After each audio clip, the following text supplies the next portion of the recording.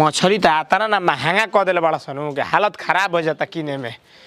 ये हां देही पे का चढ़ जीबू मछली तारा खातिर ले कोई नहीं हलो एकरा का बनाई ह ई का ह कीड़ा निकल बारो कीड़ा ह पीड़ा पे बैठ के तू मछली पता नहीं है हम आया इंग्लिश से ना हमारा पता बा एकरा का बनाबो काट के हनु इंग्लैंड से नु तो केनो लैंड के होखो लेकिन अभी तू हमारा लैंड पे बाड़ू ठीक बा खाल जाई तार माई के भोसरा हम इंग्लिश बोल रहा है ये बहुत महंगा मिलल या सुनो 180 रुपए किलो बताओ तो को सिक्का में फरिया गेलो को सिक्का में ओकरा कहनी है कि नोट देनी है अच्छा कैसा नोट कागज माथा चटबू के भाई बनाइबू मेरे को खुशी रार भी उजर भी हाथ भोसरी ना बनाए के हमनी का हां आज ना खाए तो कहिया खाए के धर काट ले जाके हट ना तू का तो बाम धरना तो लागब कमावे अब वही है हां हां अब फार का हिदात बादाम मार हां हट सॉरी हमके धरे तो मामो हां तो जा बना बजा भाई की जा बनाबो चुमा दो अब रहे द उ अपन माइक सेटिंग जब तार और लागी नु तब ना करी चुमा चल जा हो जा तो धर बनाबो कोहेला की रेडी राख पीस के मसाला हो अलूंगी पहिर के उ भोरे भोरे जाला हो हो ना कुछ बाकी ना रहे तारा से कोहेला की रेडी राख पीस के मसाला हो लूंगी पहिर के उ भोरे भोरे जाला हो खुपला पकाई के कमर बिया के हम मसाला पीसे खातिर ए खुपला पकाई के कुमुद पोंदोरी सैया मारेला हो सैया मारेला गोरोहिया में गोरोहिया मो छोड़ ना मार दे से आंखें में बहुत सिर फेंक दे मामा ना खुशी के मारे बा मन सब निकलता मुझसे तार तो आज हम तिरिया खाई लेकिन जब तू खुशी देता लनु हम कुछ दिन के लगा तक मेहमान बनी अब मेहमान वाला आप घर मेहमान हो जाला मैम का हो का करतो हां आंखी में ठेस का लागल बा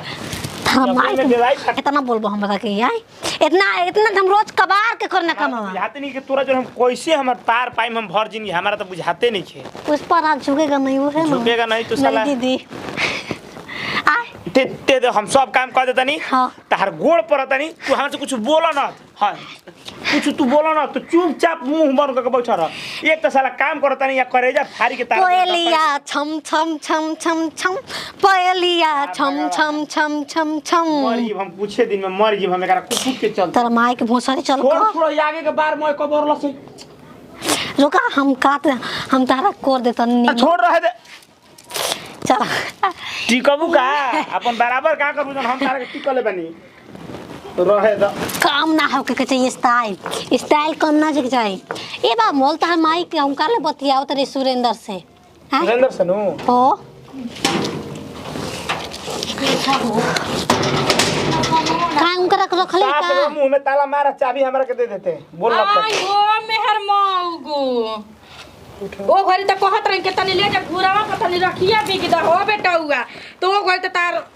100 गो 76 के गांव के आदमी देखत रह घर के काम कर आई मैं मसाला पीसत रह आज मेहर के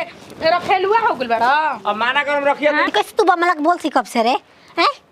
तेहने हने ना तोरा भी सब के बस के बात देखेने कब्बो ना हम सोचले रही कि वो मेहर के गुलाम बन जाए हमने जी जब मसाला पीसत त को 100 साड़ी न तब धो ए बाबा लुका के ए भौजी त का करी हम मुई हो एकरा कुफुत में तू ही लोग न बियाह करवा देलू आई कौची के मसाला पीसत नहीं जी हता ना ई मछली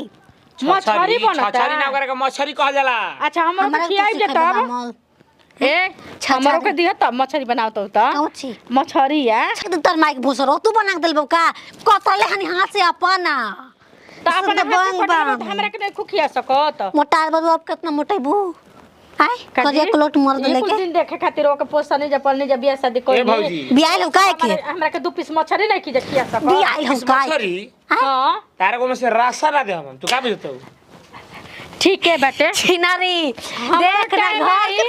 घर के ना घाट के बोलो राड़ो देखला तू ही खा ले मछली हम ही बनाए हम ही खा अच्छा हमरो मरद मछली लेके आई हमू मंगाई ओइसन बात नहीं दामन तार बमला के गोरवे काट दे जेबे ना करी के हो रो काहे चके तोहरे के मंगिया टिक के चल राम बन के नु से राम बन के धुरकी पुक बाँच चढ़ा दे खत्म कहानी। तू ही अपना बमला के करत रहिया ढुड़की पर बमला का चुन्नी बा देख ले।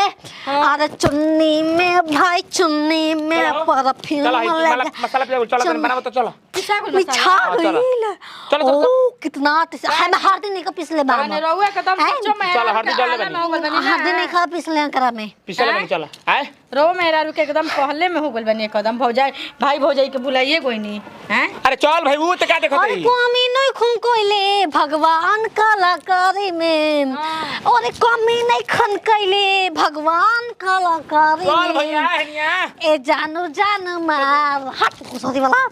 ए जानू जान मार लागे लुकाला सारे में ए चल, हाँ, हो जानू गइल। जान काला मत ढेर भाला मत चल। मार सासू लागत नहीं देख ले इतना बमला हमरा से प्यार करला भोसरो। हाँ हो। देखला उ त कितना प्यार करला। उ त- अरे रानी तर माई के भोसर देख हम तो जानते बानी के कहता तार बामला तार प्यार करेला ठीक बनू हमू जातनी अपन मरद ले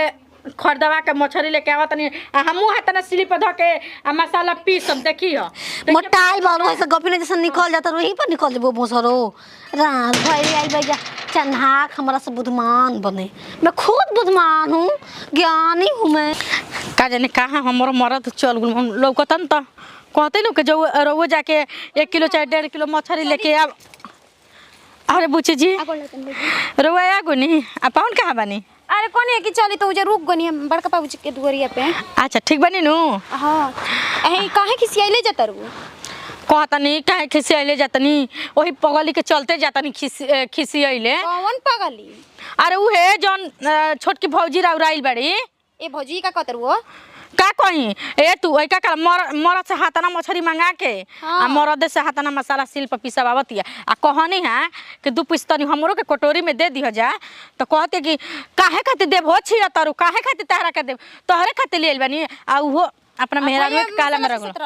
अरे हां अच्छा तारो कुछ बुझाला ना चलो 2 पीस हमू खाई मत बहुत है हमरा बुझाला जन्नी वही पगली के मौगी के कहल क के सुनी वही पगली के मौगी के कहल क के आज मौगी के गुलाम हो गइल बाड़न आ देखम ना कुछ दिन में ना मेहरारू के मसारा उ काम कइलन बेटौआ नु तब कहम के भौजी का कहत रही चुप रह लबर गांव घर रहुआ से कही हम का कहतनी जी ए लबर लबर करे कइले रे।